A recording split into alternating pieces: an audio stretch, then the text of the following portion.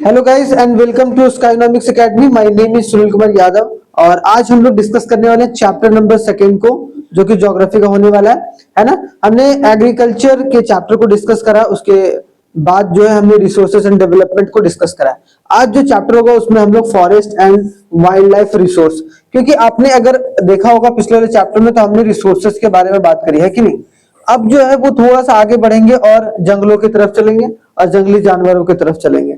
ठीक है, तो आज जंगलों के बारे में समझेंगे, जंगल कितना इंपॉर्टेंट है और जंगली जानवर उससे भी ज्यादा कितना इंपॉर्टेंट है अगर हमारे इन्वायरमेंट को या हमारे इकोसिस्टम को अगर चलाना हो। ठीक है, अपने आप में ही बहुत इंपॉर्टेंट रोल प्ले करते हैं, तो उनके रोल को भी देखेंगे। जो आपके सिलेबस में जो टॉपिक्स हैं इस चैप्टर से रिलेटेड वो कौन कौन से, भाई फटाफट देख लेते हैं। तो पहला जो है हमारा इंट्रोडक्शन में conservation of forest and wildlife in India, जो कि आज डिस्कस करेंगे। प्रोजेक्ट टाइगर है, फिर types and distribution of forest है, कितने तरीके के फॉरेस्ट होते हैं, और वाइल्ड लाइफ रिसोर्सेज कहाँ इस तरीके से उपलब्ध है हमारे देश में। उसके बाद कम्युनिटी एंड कंजर्वेशन, कि हम पूरी कम्युनिटी को कैसे कंजर्व कर सकते हैं। कम्युनिटी का मतलब भाई बोलो, ग्रुप क्या होता है, मतलब हम पूरी सोसाइटी को कैसे कंजर्व कर सकते हैं by conserving the wildlife. ठीक है, और बहुत इंपॉर्टेंट है कि फॉरेस्ट और अगर वाइल्ड लाइफ को हम लोग शानदार तरीके से प्रोटेक्ट कर लिया तो ह्यूमंस का लाइफ अपने आप ही बढ़ जाता है, इसका भी असर जो है वो एक तरीके से देखने को मिलेगा। फिर सेक्रेड ग्रुप्स कौन कौन से होते हैं भाई, एंड वेल्थ कौन कौन से हैं, डाइवर्स एंड रेयर स्पीसीज कौन कौन से हैं, उनको देखने की कोशिश करेंगे।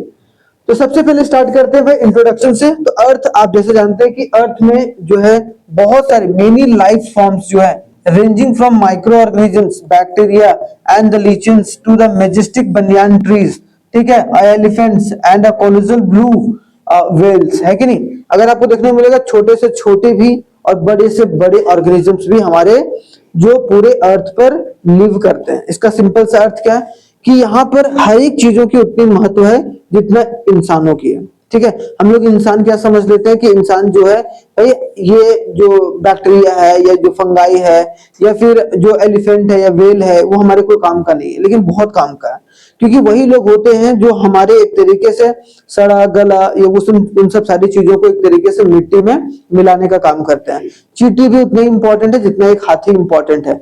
ठीक है, और ये चीजें समझना बहुत जरूरी है अर्ली ऑफ द लाइफ, नहीं तो आप आगे चलकर अपने रिसोर्सेज को खो दोगे और नेक्स्ट जनरेशन के लिए कुछ बचेगा नहीं। ठीक है, तो इसके लिए बहुत इंपॉर्टेंट है कि हमें ये समझना कि अर्थ को प्रोटेक्ट करके चलना है ताकि सारे ऑर्गेनिजम्स को हम लोग प्रोटेक्शन दे पाए। ये बात तो सबसे पहले। अगर देखा जाए we inhabits earth with various living creature, अगर अर्थ में देखें तो बहुत सारे लिविंग क्रिएचर है, ranging from tiny to the big trees like elephant and whales, जैसे कि हमने देखा। Our environment is a rich in biodiversity, forming a complex ecological system where all organisms included human beings play a crucial role, है कि नहीं। अगर देखो, अगर आपने बचपन में पढ़ा होगा तो एक फूड साइकिल पढ़ा होगा, है ना, फूड साइकिल पढ़ा होगा। पहले क्या होता है भाई, एक ट्री होता है, ठीक है। अब ट्री को कौन खाता है भाई, मान लो कि डियर खा रहा है, ठीक है। तो डियर को कौन खा रहा है भाई, टाइगर। और टाइगर को कौन खा रहा है, टाइगर को कौन खा रहा है, बहुत बहुत लोग हैं जो वाइल्ड एनिमल्स एक तरीके से कंज्यूम कर रहे हैं। और एक तरीके से पूरा साइकिल जो है, अगर वाइल्ड एनिमल मरते हैं तो बैक्टीरिया वगैरह खाते हैं, तो एक तरीके से वहां का सॉइल जो है फर्टाइल होता है, और फिर उस सॉइल पर अगर हम लोग प्लांट वगैरह निकलता है तो बहुत शानदार तरीके से ग्रो करता है। वहां पर आपको पानी देने की जरूरत नहीं होती है कि नहीं। तो कोई भी इकोसिस्टम को अगर बनाना है तो इंक्लूडिंग ह्यूमन बींग्स, कि हम लोग भी एक तरीके से प्लांट्स और एनिमल्स से अपनी फूड को लाते हैं। जनरली बोला जाता है वेजिटेरियंस लोग जो है वो प्लांट से, और जो नॉन वेजिटेरियन है वो एनिमल के थ्रू जो है अपनी फूड को लाते हैं, जिसके थ्रू वो कंजम्पशन करके अपने बॉडी में प्रोटीन वगैरह लाकर वो अपनी हेल्थ को बढ़ाने का काम करते हैं। तो अगर हम लोग अपनी इकोलॉजिकल अगर सिस्टम को सही तरीके से नहीं रखेंगे तो क्या हमारा ये अर्थ है वो प्रोटेक्टेड हो पाएगा, बिल्कुल नहीं प्रोटेक्टेड हो पाएगा। तो यहाँ पर एक वर्ड है जो याद रखना है, इकोलॉजिकल सिस्टम, कि अर्थ में कौन सा है भाई, इकोलॉजिकल सिस्टम है। एंड आर सर्वाइवल मतलब ह्यूमंस का, कि अगर ह्यूमंस का सर्वाइवल देखा जाए तो इज इंट्रिकेटली मतलब बहुत एक शिद्दत से जुड़ा हुआ है, किससे भाई, इकोसिस्टम से। कि अगर इकोसिस्टम को चलाना है तो वो ह्यूमंस के हाथ में, ठीक है। अगर ह्यूमंस ही हैं जो बर्बाद कर सकते हैं इकोसिस्टम को, कोई पेड़ नहीं है जो बर्बाद करेगा, कोई जानवर नहीं है जो पूरे इकोसिस्टम को बर्बाद करेगा, करता कौन है? ग्रीड किसके पास, दिमाग किसके पास है? हम लोगों के पास। अब हम लोगों के पास दिमाग होता है तो हम लोग अलग अलग तरीका खोजते चलते हैं कि हम लोग चलो बाघ को मारते हैं, बाघ का जो उसका चमड़ा होगा उसको हम लोग अलग अलग तरीके से फ्रेम करा के रखेंगे। पहले होता ही था, है ना, पहले के राजा महाराजा लोग जो है वो शिकार के लिए निकलते थे, है कि नहीं। आजकल तो पूरा बैन है, आज तो आप एक पेड़ भी नहीं काट सकते हैं अगर आपका पेड़ नहीं है वो, तो मतलब एक तरीके से इलीगल तरीके से कुछ भी काम नहीं किया जा सकता है, जो कि एक तरीके से बहुत एक गलत इंपैक्ट देता है हमारे इकोसिस्टम के ऊपर, ठीक है। तो ये सब सारी चीजें जिसको देखा जाएगा। फॉर इंस्टेंस अगर एग्जाम्पल देखा जाए, एग्जाम्पल फॉर इंस्टेंस का मतलब for example plants, animals and microorganisms contribute to the quality of the air.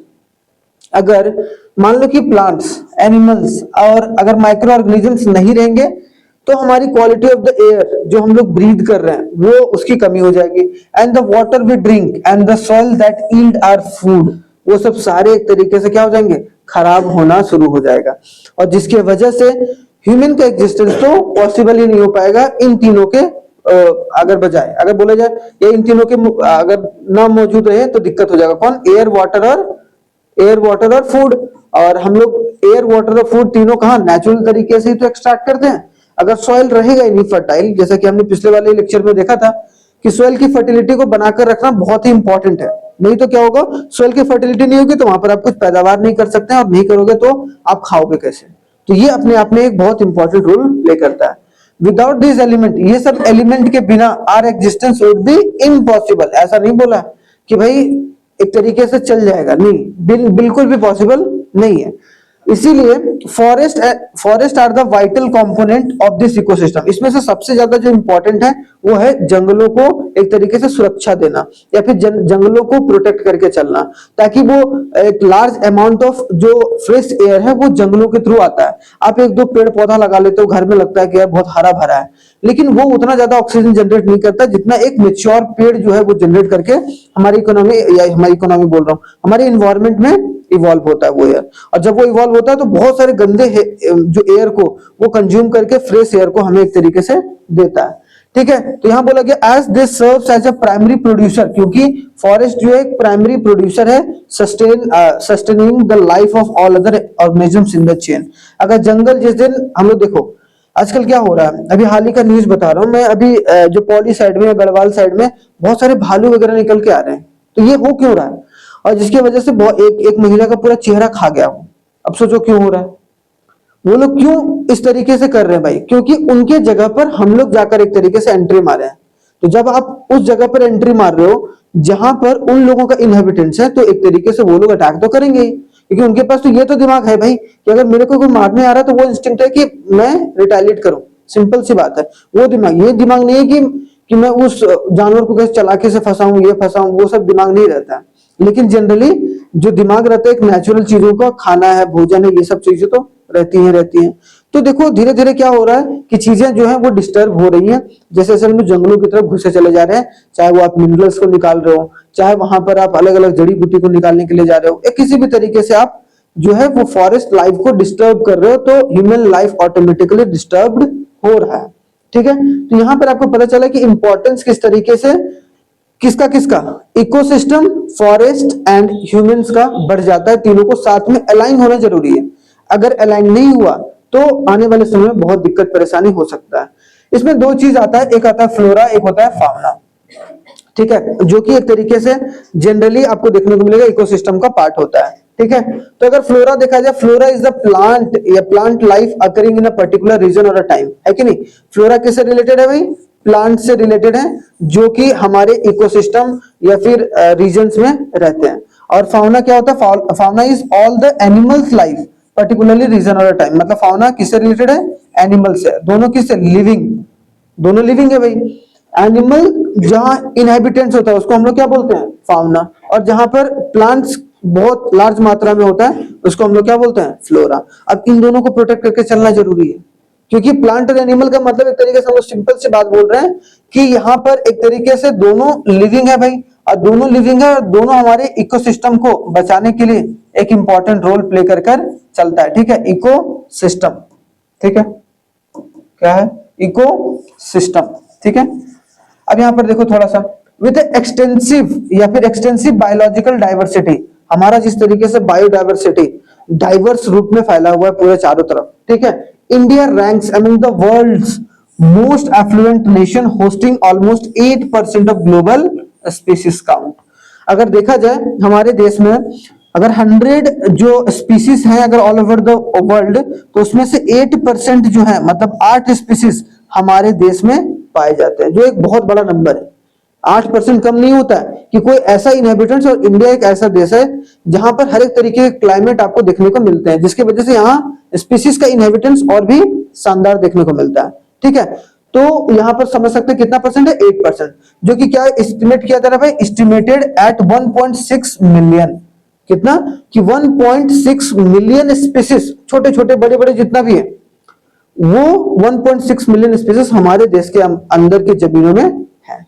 ठीक है, हमारे बायोडाइवर्सिटी में है, इंडिया के बायोडाइवर्सिटी में। ठीक है, हाइवर उसके बावजूद भी अगर देखा जाए concerning India documented with wild flora, अगर देखो जो आज हम लोग वाइल्ड फ्लोरा को अगर देखा जाए, वाइल्ड फ्लोरा का मतलब क्या हो गया भाई, वाइल्ड जो जितने भी प्लांट्स हैं, 10% एंड मैमल्स। ठीक है, देख रहे हो कि 10% and mammals 20% face the threat endangerment. देख रहे हो यहाँ पर अगर मैमल्स देखा जाए या वाइल्ड फ्लोरा देखा जाए, वो एक तरीके से डेंजर में है, उनकी अस्तित्व जो है धीरे धीरे खत्म हो रही है। अब वो खत्म क्यों हो रही है, क्योंकि इंसान जो है वो धीरे धीरे जंगलों की तरफ जा रहे हैं, तो उसकी वजह से जंगली जानवर या जंगली जो पेड़ हैं वो पहले के मुकाबले जो वैरायटी होती थी वो वैरायटी कम हो रही है, और जिसका असर जो है वो आने वाले समय में जरूर पड़ेगा। ठीक है, अलग अलग बीमारी के तौर पर या फिर अलग अलग तरीके से कैसे भी पड़ा जा सकता है। ठीक है, जो भी देखा जाएगा आगे। A notable portion of these species, including the iconic like a cheetahs and a pink-headed duck, are classified as a critical, hovering on a brink of extinction। मतलब देखा जाए तो इसमें से दो कौन कौन, एक तो चीता, हमारे देश में पहले चीता बहुत होते थे, अब जो चीता को हमने क्या कर दिया, जू में बंद कर दिया। मतलब हमने भी क्या करा उसको सोचो कि हमने ये नहीं बोला कि चीता को खुला छोड़ दें, हमने उसको भी बना दिया कि भाई जू में आ जाओ, लोग तुमको देखेंगे, उसके लिए तुम्हें पैसा देंगे। मतलब वहां भी एक तरीके से हम लोगों ने अपनी लालच की वजह से उसको कैद करके रखा हुआ है। अब चिड़ियों को कैद रखने की जरूरत क्या थी, सोचो, चिड़ियों को, डियर्स को, सबको कैद रखने की जरूरत क्यों है। अब इतना जू खुल गया है, इसका मतलब सरकार या फिर जो गवर्नमेंट है उसको ये सब चीजों पर सोचना पड़ेगा, नहीं तो एक दिन वो बांध टूटेगा, एक दिन वो जेल टूटेगा उन लोगों के लिए, और वो तबाही लाएगा पूरे शहर में। ठीक है, तो ये चीजें हैं जिसको देखकर चलना है। जैसे पिंक हेडेड डक, पहले डक एक पिंक हेडेड आता था, वो भी एक तरीके से एक्सटिंक्ट होने के कगार पर है, जो कि एक तरीके से सोचने वाली बात है, जो हमारे देश में पहले बहुत ज्यादा पाए जाते थे। ठीक है, तो ये सब चीजें हम लोग देखा जा सकता है यहाँ पर। उसके बाद बायोडाइवर्सिटी और biological diversity encompasses a vast variety of wildlife and cultivated species on the earth। अगर देखा जाए बायोडाइवर्सिटी बोल लो या बायोलॉजिकल डाइवर्सिटी बोल लो, बायोलॉजिकल मतलब बायो का मतलब होता है लिविंग, देख रहे हो, लिविंग क्रिएचर्स, बायो। ठीक है, इसका मतलब क्या, जो भी लिविंग क्रिएचर्स हैं, चाहे वो लिविंग प्लांट्स हैं या लिविंग एनिमल्स हैं, जो भी एनिमल्स में हम लोग भी आ जाते हैं, तो उनको एक तरीके से बैलेंस्ड वे में लेकर आगे चलना बहुत जरूरी है। This diversity include a wide range of forms of functions and all interconnected through the intrinsic network of the independency with in the ecosystem. क्या है कि आपस में इस तरीके से जुड़े हुए हैं कि अगर एक भी लाइन टूट गया तो एक तरीके से क्या होगा, कभी बोला जाता है ना कि अगर देखो कोई इंसान को अगर मान लो डायबिटीज हो गया या फिर कोई बीमारी हो गया, दिल की बीमारी हो गया, तो दिल का बीमारी धीरे धीरे उसके पूरे शरीर में और सारी बीमारी पैदा कर देता है। तो अगर हमने एक बार भी एक चेन को तोड़ा तो जिसकी वजह से ये दूसरा चेन, ये भी चेन टूट गया, मतलब यहाँ टूट गया, मतलब ये पूरा बिखर गया कि नहीं इकोसिस्टम। सिंपल सी बात है, अगर आप एक चेन, जैसे कि आप केमिकल बॉन्डिंग अगर पढ़ते होगे, तो उसमें एक बॉन्ड अगर टूटा तो पूरा केमिकली बॉन्डिंग पूरा खराब हो जाएगा। तो ये चीजें बहुत इंपॉर्टेंट है जिसको देखकर चलना है। ठीक है, बहुत इंपॉर्टेंट है यार, कितना खूबसूरत लग रहा है ये लोग, है ना। आगे अगर देखा जाए नेक्स्ट, तो conservation of forest and wildlife in India. ठीक है, कैसे हम लोग कंजर्व कर सकते हैं, इसके बाद हम लोग प्रोजेक्ट टाइगर पढ़ेंगे, टाइगर वाला। ठीक है, वो इंपॉर्टेंट होता है, वहां सवाल आते हैं, लेकिन इससे भी सवाल आ सकता है। इससे सवाल इस वाले पॉइंट से आएगा, जैसे कि आगे बताऊंगा मैं। Conservation of forest and wildlife in India, conservation plays a crucial role in safeguarding the ecological diversity. अगर हम कंजर्व करके नहीं चलेंगे तो हमारे इकोलॉजिकल बैलेंस जो या इकोलॉजिकल डाइवर्सिटी को एक तरीके से बर्बाद करके रखेगा। ठीक है, तो एक सपोर्ट सिस्टम के रूप में काम करता है। जैसे कि मैंने तीन चीजें बोली, वाटर, एयर और सॉइल, अपने आप ही अगर इन तीनों को आपने अच्छे से संभाल लिया, मतलब ठीक राह पर चल रहा है, कोई दिक्कत नहीं। अगर आपके देश की मिट्टी बहुत अच्छी उपजाऊ मिट्टी है, अगर आपका देश का हवा बहुत साफ है, इसका बढ़िया है। अगर आपके देश का पानी बहुत साफ है तो इसका मतलब बढ़िया से चल रहा है, मतलब आपका इकोलॉजिकल बैलेंस में है। देखो कितनी पानी, यमुना नदी देख लो कितना हालत खराब है ना, गंगा में भी देख लो आजकल जो है, जो शुरुआत वाली है वो ठीक रहती है, बाकी इधर कितना गंदा गंदगी सब हम लोग नाला वगैरह जो है सारा सीवेज सिस्टम है वहीं पर डाल देते हैं, जिसकी वजह से वो बहुत एक तरीके से, हाँ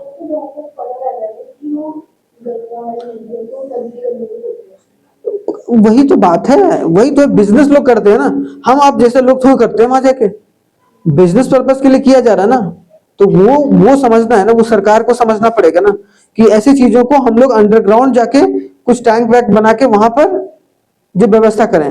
ठीक है, लेकिन इस तरीके से पानी को दूषित नहीं करें, वो ज्यादा अच्छा नहीं है हमारे देश के लिए। और आगे चलकर चूंकि गंगा एक ऐसा रिवर है जो कि एवर फ्लोइंग रिवर है, जिसकी वजह से वो गंदगी पता नहीं चलती है। ठीक है, लेकिन यमुना वगैरह बहुत ज्यादा गंदा, क्योंकि उतना ज्यादा फ्लो नहीं जिस तरीके से आपको यहाँ देखने को मिला। किसमें? वैसे यमुना भी एवर फ्लोइंग है, क्योंकि यमुनोत्री जो ग्लेशियर है वहां से निकलती है भाई यमुना। ठीक है, तो यहाँ से एक तरीके से गंगोत्री ग्लेशियर से कौन निकलती है? गंगा। तो लेकिन गंगा का धार इन कंपेयर टू यमुना ज्यादा होता है, जो खास करके जैसे दिल्ली वाले में बहुत ज्यादा पोल्यूशन है भाई, जाके देखो सड़ा सड़ा जैसा लगेगा, पानी सड़ गया है। ऐसे गंगा का पानी चलो अभी भी बहुत अच्छी है, वहां पानी चाहे कितना भी गंदा लेके आ जाए लेकिन उसमें मक्खी वगैरह नहीं लगता है, क्योंकि उसमें ऐसी बैक्टीरिया नहीं बोलेंगे, ऐसा उसमें प्लांट्स वगैरह जो जब शुरुआत से बह के आता है ना, तो ऐसा प्लांट वगैरह उसमें इवॉल्व हो जाते हैं, जिसकी वजह से उसमें वो बैड बैक्टीरिया आने ही नहीं देता उस पानी में। जो बैड बैक्टीरिया आता भी, वो गुड बैक्टीरिया उसको मार देता है। ठीक है, तो यहाँ देखो, in response to the demand of conservation, जैसे डिमांड जो जितने भी कंजर्वेटिस्ट हैं, जैसे इन्वायरमेंटलिस्ट होते हैं, उसी तरीके से कौन होते हैं? कंजर्वेटिविस्ट। क्या? जो कंजर्वेशन करने के बारे में सोचते हैं कि how to conserve our ecological system, या फिर how to conserve our ecological diversity. ठीक है, the Indian wildlife protection act was enacted in, हम लोगों ने एक एक्ट बनाया, कानून, क्योंकि कानून से ही सुधारा जा सकता है भाई, और कोई उपाय नहीं है। तो 1972 में कानून लाया गया। जैसे मान लो कि अगर कोई मान लो कि क्या कर रहा है, गंदी पानी जो है वो फैक्ट्री का डायरेक्टली छोड़ रहा है, कहाँ पर? वाटर में या रिवर्स में। इसका मतलब उस पर बैन होना चाहिए, चेक एंड बैलेंस होना चाहिए। ऐसा ना हो कि वो कुछ पैसा दे, छूट जाए और उसके बाद मजे से जीवन काटे, ऐसा नहीं होना चाहिए। तो वहां पर भी एक्ट होने चाहिए, जिस तरीके से यहाँ पर वाइल्ड लाइफ को बचाने के लिए, कि अगर कोई भी बंदा अगर वाइल्ड लाइफ जो अगर जानवर है उसको अगर एक तरीके से मारने की कोशिश कर रहा है या हंट करने की कोशिश कर रहा है, तो उस पर कड़ी से कड़ी कार्रवाई होगी। यहाँ तक ऐसी है कि जंगलों में जा लो, जंगल में एक पेड़ अगर काटते हुए दिख गए ना तुम, यहाँ तक कि कील भी नहीं ठोक सकते तुम उसमें, हाँ, कील ठोकते हुए पाया गया और आपको देख लिया फॉरेस्ट डिपार्टमेंट अंदर डायरेक्टली। क्यों? ठीक है, नहीं क्योंकि उसको आप मार रहे हो ना एक तरीके से, आप उसमें लोहा एक तरीके से उसके अंदर फीडअप कर रहे हो, जिसकी वजह से उसका हो सकता है कि वो पेड़ मर जाए, हो सकता है। हाँ, ये बहुत बहुत कड़ा नियम है फॉरेस्ट वाले डिपार्टमेंट का। अगर पकड़ लिया तो फिर भाई बहुत हालत खराब करते हैं, फिर वो फाइन वाइन बहुत लंबा चौड़ा लेते हैं। Indian wildlife protection act कब था भाई? ये डेट याद रखना है, ठीक है। Incorporating various provision to safeguard habitats, ताकि हम वाइल्ड लाइफ जो हैबिटेट्स है उनको एक तरीके से सेफगार्ड कर सकें। ठीक है, द प्राइमरी ऑब्जेक्टिव, इसका जो फर्स्ट और फॉरमोस्ट जो ऑब्जेक्टिव था वो क्या था? To protect the remaining population and endangered species by prohibiting hunting. कि भाई चलो ठीक है, बर्बाद तो हो गया, लेकिन अब तो बर्बाद ना हो, अब तो जितने बचे हुए उनको तो कम से कम सुरक्षा प्रोवाइड करें। इसका एक और रीजन है कि इसीलिए जू वगैरह जो है वो एक तरीके से खोले गए, ताकि जो बचे हुए हैं उनको एक तरीके से प्रोटेक्ट किया जा सके। अगर उसको बोला जाए एक तरीके से कैद किया जा रहा है वो गलत है, लेकिन दूसरा तरीका देखा जाए कि उसको एक तरीके से प्रोटेक्शन मिल रहा है। नहीं तो अगर बाहर घूमेंगे तो हो सकता है उसको बहुत सारे लोग इलीगली मार दें। ठीक है, जैसे देखो हाथी को मारने का केस बहुत ज्यादा आता है कभी कभी। ये हाथी का जो दांत होता है वो बहुत महंगे में फॉरेन मार्केट में बिकता है। ठीक है, क्या होता है उसमें? तो वो दवाई वगैरह बनाने में काम आता है। किसमें बनाने? दवाई कैंसर की दवाई बनाने में बहुत काम आता है। उसको कैंसर क्या बहुत सारी दवाइयाँ उसमें उससे बनती है, हाँ ड्रग्स वगैरह, सही बोले। Legally safe guard there habitats and restricting wild life trade, ताकि वाइल्ड लाइफ ट्रेड वगैरह ना कर सके। वाइल्ड लाइफ ट्रेड होता था ना कि पहले हमने क्या करा, कोई शेर को मारा, उसका जो चमड़ा है वो हम एक्सपोर्ट इंपोर्ट करते थे, वो सब ना हो सके, इसी वजह से ये काम जो है वो किया गया। अगर देखा जाए सेंट्रल गवर्नमेंट, हमारे देश की सेंट्रल गवर्नमेंट जो है, जो सेंटर में बैठती है, also announce a several project of protecting the specific animal, जैसे कि अगर देखा जाए जो भी थ्रेटेड है इंक्लूडिंग अ टाइगर, है ना, टाइगर को प्रोटेक्ट करने के लिए सरकार ने अलग अलग नियम भी लाए हैं, जैसे कि one horn rhinoceros, one horn मतलब जिसका एक सींग वाला, फिर जो कश्मीर स्टैग है, फिर जिसको हंगुल बोलते हैं, कश्मीर में जाओगे तो हंगुल बहुत होते थे पहले, वो डियर टाइप में होते हैं, हाँ, जिसके नहीं जिसके ऐसे वाले होते हैं, कुछ अलग अलग तरीके के होते हैं वो, हाँ ठीक है।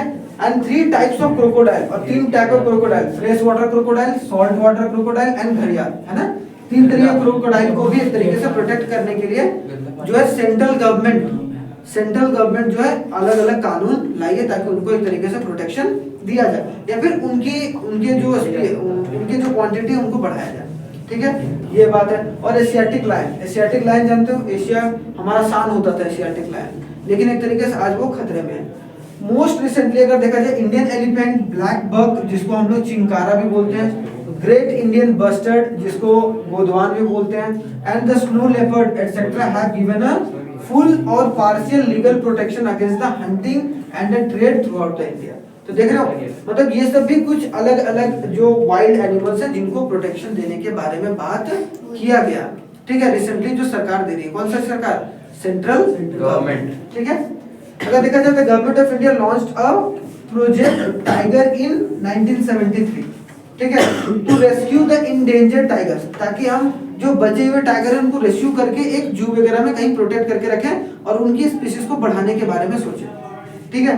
यहाँ पर क्या है, and species in the country, amendment to the wildlife act 1980 and 1986 expanding the list of protected species including the several and 100 butterflies, moths हो गए, ठीक है, फिर बीटल्स हो गए एंड 1 ड्रैगन फ्लाई, देख रहे हो। तो मतलब हमेशा चेंज करते गई है सरकार, 1980 में की, फिर 1986 में की, और उसमें जितना बार भी अमेंडमेंट हुआ, जितना बार भी चेंज हुआ कानून में, उसमें जो स्पीशीज है उनको जोड़ता चला गया ये लोग, ताकि और भी स्पीशीज को हम लोग एक तरीके से बचा पाए। तो ये सब याद रखना जरूरी है, ठीक है। इन 1991 रिसेंटली अगर देखा जाए, ठीक है, a landmark development occurred as a plant were included in the protected, देख रहे हो, मतलब 1991 में जो है प्लांट्स को भी इंक्लूड किया गया, प्लांट्स को भी इंक्लूड करके चला गया फर्स्ट टाइम, और उसमें 6 स्पीशीज को रखा गया था, 6 प्लांट स्पीशीज को, जिसको सरकार को आने वाले समय में प्रोटेक्ट करके चलना है, क्योंकि वो इन्वायरमेंट के लिए बहुत इंपॉर्टेंट है, ठीक है। तो ये बात जरूर याद रखिएगा, बहुत इंपॉर्टेंट है ये वाला स्लाइड खास करके, और ये वाला जो पॉइंट है ये वाला, देख रहे हो कौन कौन से स्पीशीज है, ताकि आपको लिखने आ गया तो आप लोग उसमें गड़बड़ाओ ना, ठीक है। तो यहाँ तक हमारा कल जो होगा वो लगभग कंप्लीट हो जाएगा, कल नहीं होगा तो मंडे तक तो हो ही जाएगा, ठीक है।